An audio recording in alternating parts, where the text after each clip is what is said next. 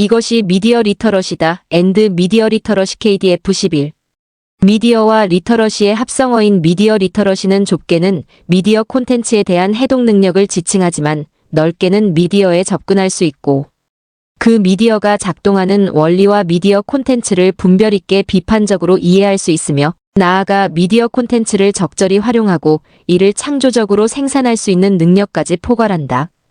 양정혜 한국언론진흥재단 연구팀 연구위원. 현대사회를 미디어 없이 살아가는 것은 불가능에 가깝다.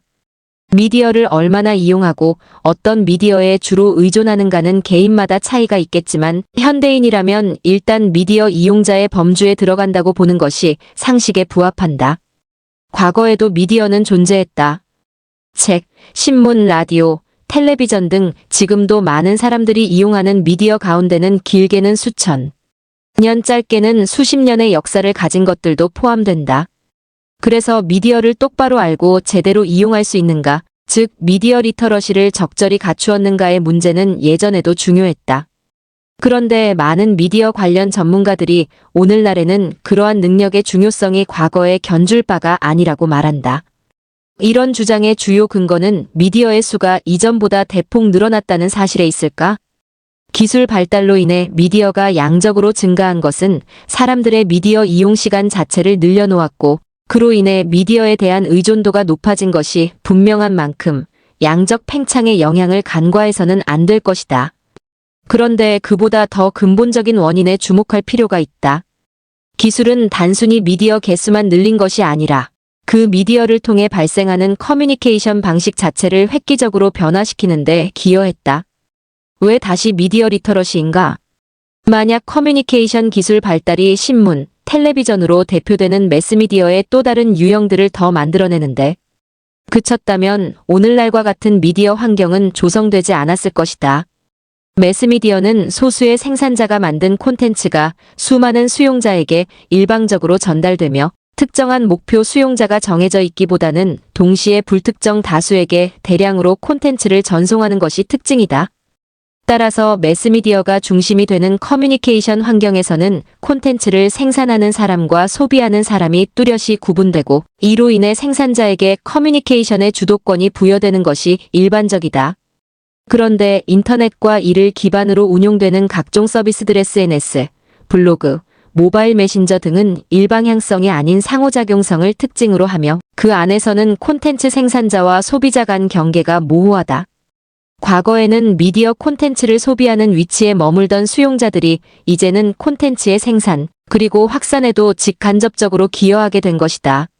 생산자 프로듀서와 소비자 컨슈머가 합쳐진 생비자 PROSUMER라는 신조어가 어느새 낯설지 않은 용어가 되었다. 그렇다고 해서 수용자들이 예전에는 수동적이었다가 오늘날에는 능동적인 존재로 바뀌었다고 보는 것은 지나친 기술 결정론이다. 이는 기술이 인간의 본질을 근본적으로 변화시켰다고 보는 시각이기 때문이다.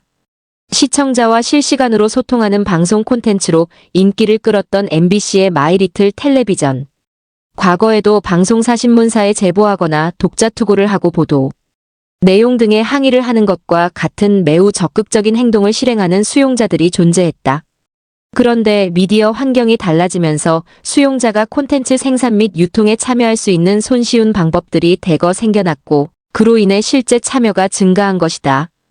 인터넷의 대표적 특징인 개방, 참여, 공유를 기반으로 하는 각종 온라인 서비스들이 여러 가지 편리한 기능의 온라인 게시판, 댓글 기능, 링크 공유, 리트윗, 공감 표시 등을 제공하지 않았다면 아마도 수용자 참여는 과거처럼 매우 적극적 성향을 지닌 일부의 전유물로 남았을 가능성이 높다.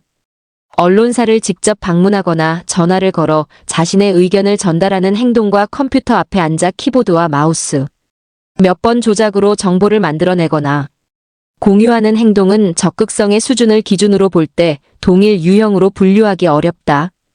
기술이 변화시킨 것은 수용자 또는 그들의 능동성 자체가 아니라 수용자의 능동적 참여를 이끌어내는 방식이라고 보는 것이 타당할 것이다. 미디어 생비자 PROSUMER의 탄생, 무분별한 정보 생산이라는 부작용. 일반인들이 미디어 콘텐츠 생산 및 유통에 참여할 수 있는 구체적인 방법들 가운데 대표적인 사례들로는 다음과 같은 것들이 있다.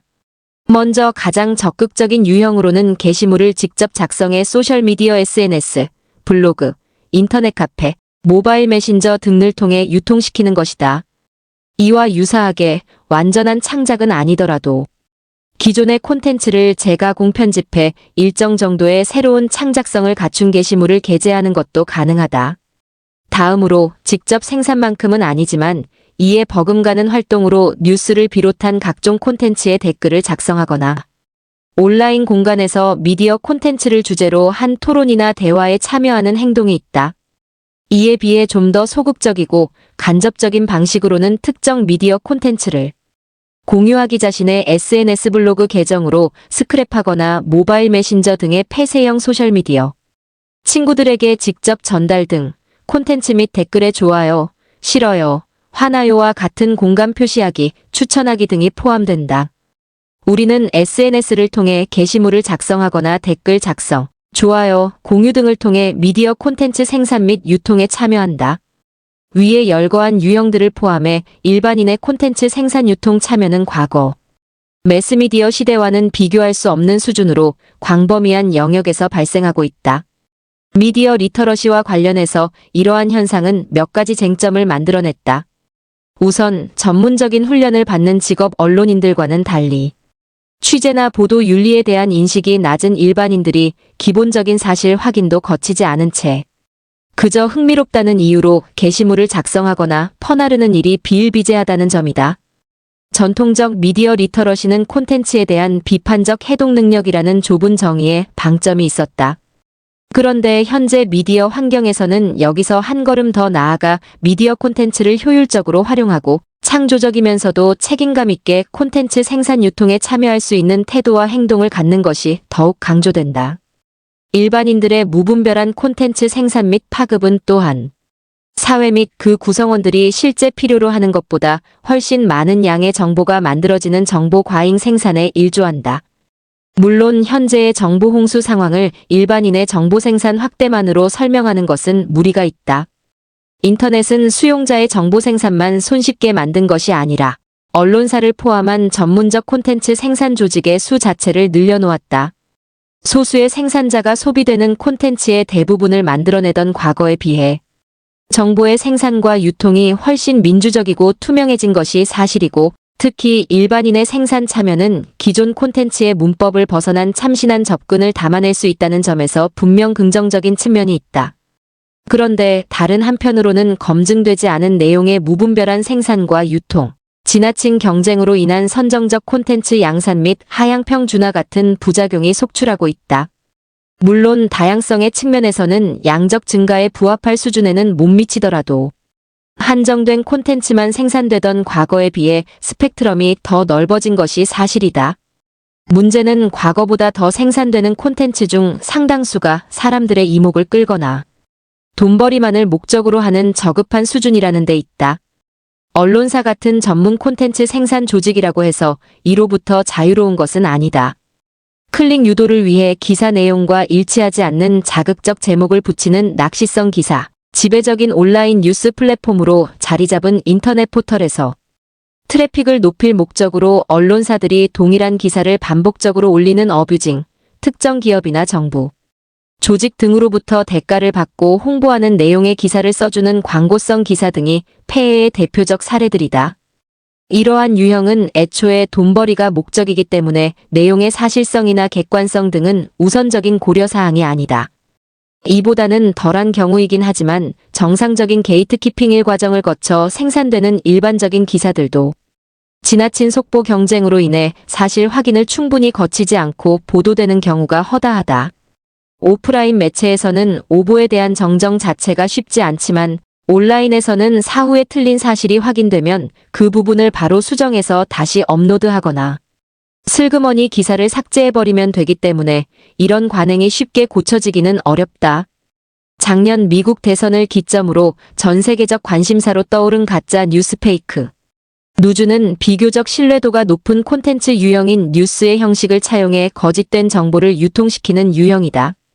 가짜 뉴스는 정보의 형태를 띠고 있지만 실제로는 허위 사실을 핵심 내용으로 담고 있는 디스인포메이션 디진퍼메이션의 일종이다.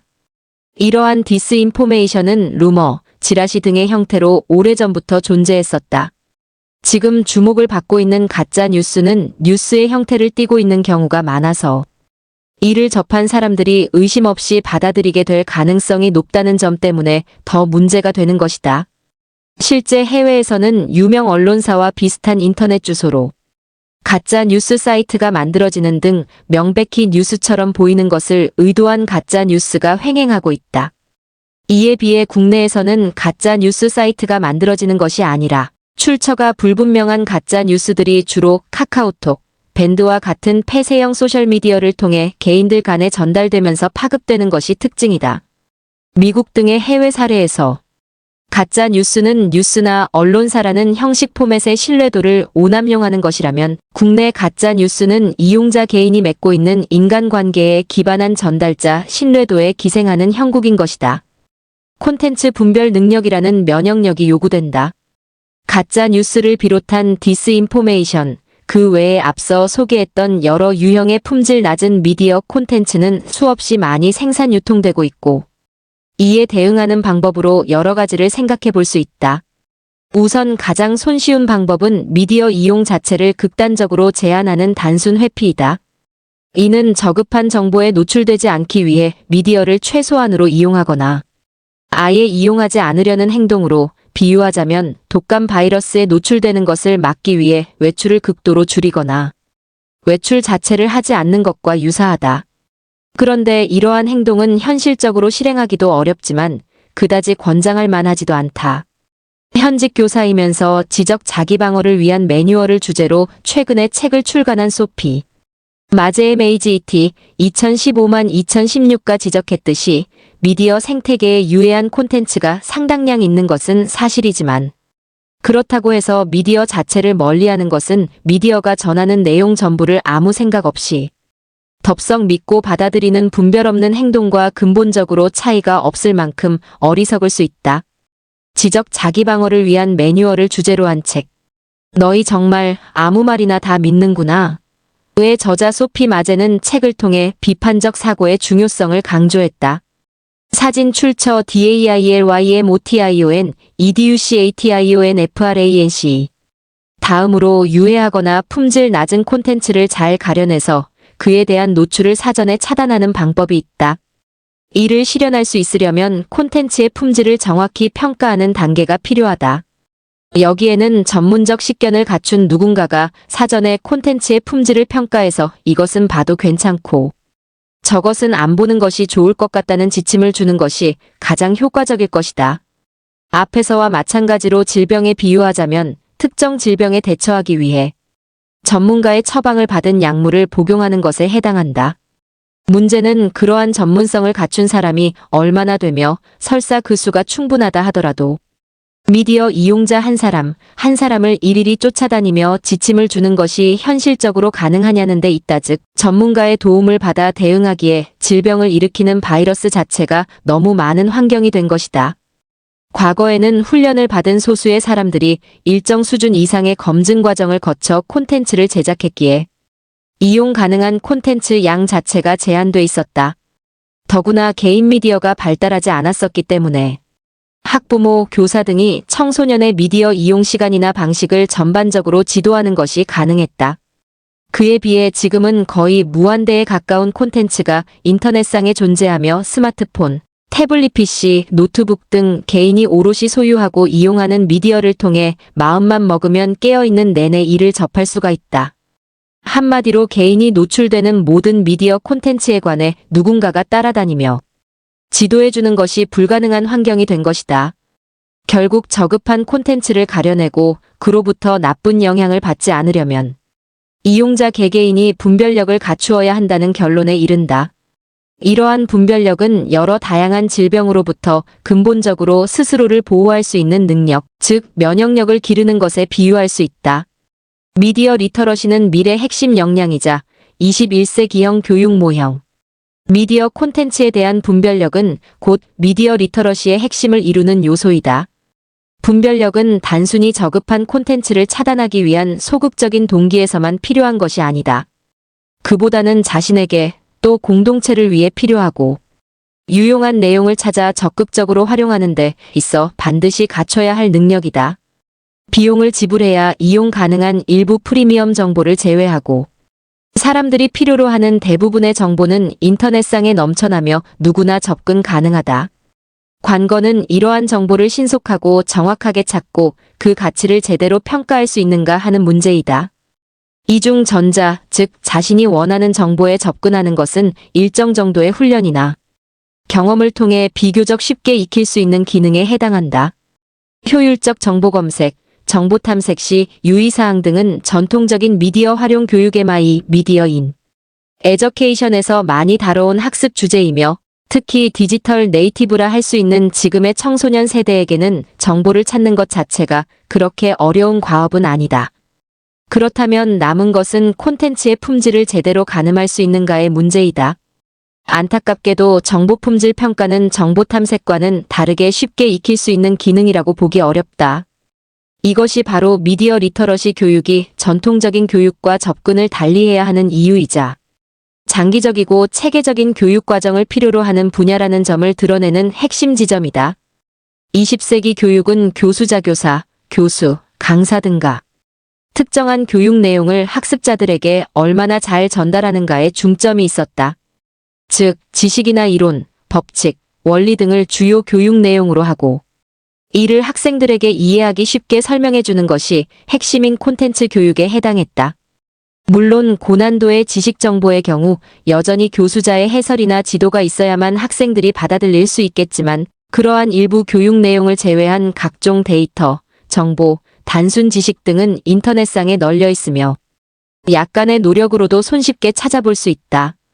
과거의 인재상이 방대한 지식을 체계적으로 습득해 머릿속에서 언제든 꺼내 쓸 수 있는 사람이었다면 지금 시대에는 무엇을 얼마나 알고 있는가 보다는 적절한 정보를 어디에서 어떻게 찾아 어떤 방식으로 가공해야 하는지를 아는 것이 핵심적인 능력이 되었다. 이러한 것을 학습시키는 것이 바로 미디어 리터러시 교육이다. 이 때문에 미디어 리터러시는 현재를 살아가고 미래에 대비하는데 있어 핵심적인 역량이라 할 수 있으며 20세기형 콘텐츠 교육 모델과는 뚜렷이 구별되는 21세기형 교육 모델에 있어 중심적인 접근 방식이라고도 볼 수 있다. 미디어 리터러시 교육은 콘텐츠 교육보다는 방법론 교육에 가깝다.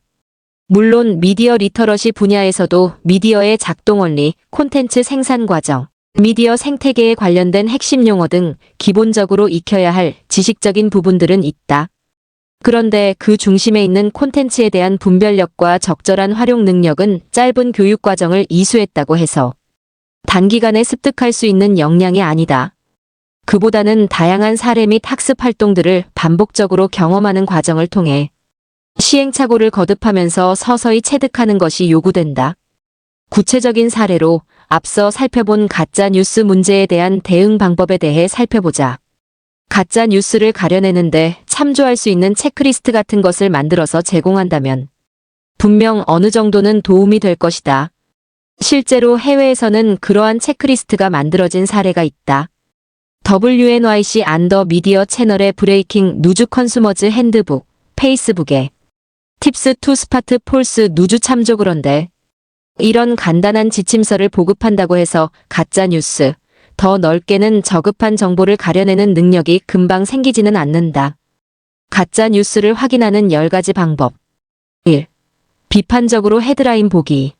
2. 인터넷 주소 URL 자세히 살펴보기. 3. 자료의 출처 확인하기. 4. 문법적 오류 확인하기. 맞춤법, 어색한 문단. 5. 주의 깊게 사진 보기. 6. 날짜 확인하기. 7. 논거 확인하기. 8. 관련 보도 찾아보기. 9. 풍자 또는 해악과 구분하기. 10. 의도적인 가짜 뉴스 비판적으로 생각하기. 페이스북의 팁스 투 스파트 폴스 누즈. 사용자 언어를 영어로 설정해야 내용이 표시됩니다. 연구자들은 학문 분야에 관계없이 학위과정 중에 대개 연구방법론 수업을 필수로 수강한다. 이 수업에서는 변인, 척도, 신뢰도, 타당도 등 연구와 관련된 기본적인 개념들을 익히고 이를 바탕으로 연구 문제와 연구가설 설정, 연구방법 설계와 같은 실습을 하게 된다. 이러한 연습을 한두 번 한다고 해서 갑자기 전문가 수준의 연구 능력을 갖출 수 있는 것은 아니다. 방법론 수업에서 배우고 실습한 내용을 바탕으로 여러 이론 및 세미나 수업에서 연구 논문 내지 연구 계획서 쓰기 연습을 반복적으로 경험하면서 조금씩 전문성을 쌓아가는 것이다. 미디어 리터러시 또한 일회성이나 단기적 교육으로는 제대로 교육 효과를 달성하기 어려우며 교급과 학년에 맞는 적절한 수준의 교육 내용을 장기적으로 학습하는 과정을 통해 천천히 익혀야 하는 분야이다.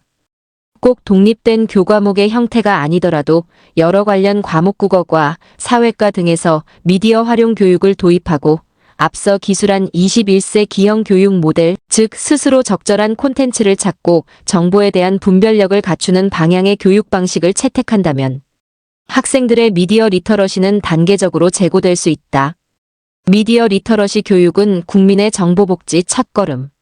현대사회는 흔히 정보화 시대, 지식 기반 사회로 불린다. 정보와 지식의 중요성이 날로 높아지고 있는 동시에 다른 한편으로는 앞서 살펴본 것처럼 정보의 과잉 생산 및 질적 저하라는 부작용이 뒤따르고 있다. 이런 상황에서 사회 구성원들에게 요구되는 것은 자신이 필요로 하는 신뢰할 만한 정보를 선별할 수 있는 능력이다. 정보 분별력을 갖춰 고품질 정보를 가려내고 이를 적절히 활용해 그로부터 혜택을 누리는 것은 정보복지의 다른 이름이다. 정보복지에 대한 기존 논의는 주로 정보에 대한 접근권에 초점을 두고 있었으나 정보복지를 이루는 또 다른 중요한 축은 바로 고품질 정보를 누리는 것이다. 단순히 정보에 접근할 수 있는가를 넘어서서 품질 높은 정보에 접근 가능하고 이를 제대로 활용할 수 있는가가 정보복지의 수준을 가늠하는 중요한 척도이다. 앞서 논의했듯이 미디어 리터러시는 정보에 대한 평가, 이해, 활용과 관련된 능력을 포괄하는 개념이다. 미디어와 리터러시의 합성어인 미디어 리터러시는 좁게는 미디어 콘텐츠에 대한 해독 능력을 지칭하지만 넓게는 미디어에 접근할 수 있고 그 미디어가 작동하는 원리와 미디어 콘텐츠를 분별 있게 비판적으로 이해할 수 있으며 나아가 미디어 콘텐츠를 적절히 활용하고 이를 창조적으로 생산할 수 있는 능력까지를 포괄한다. 끝으로 정보복지와 관련해서 클레이 존슨 잔선 2012 저술한 정보식 단다. 인포메이션 다이엇의 내용을 소개하며 본꼴을 가름한다. 존슨은 저급한 정보구의 표현을 빌자면 쓰레기 정보 정크 인포메이션에 노출되는 것을 정크푸드로 인한 비만 문제에 빗대었다. 현재 미디어 환경에서는 저급한 정보가 넘쳐나고 있으며 이로 인해 소비자의 삶의 질, 특히 정신적인 측면에서 삶의 질이 심각하게 훼손되고 있다고 지적했다. 그는 고품질의 건강 정보 식단을 향유할 수 있으려면 적절한 교육과 훈련을 받아야 한다고 덧붙였다. 건강한 정보 식단은 곧 정보복지이며 이를 누리기 위해 받아야 하는 교육이 바로 미디어 리터러시 교육인 것이다.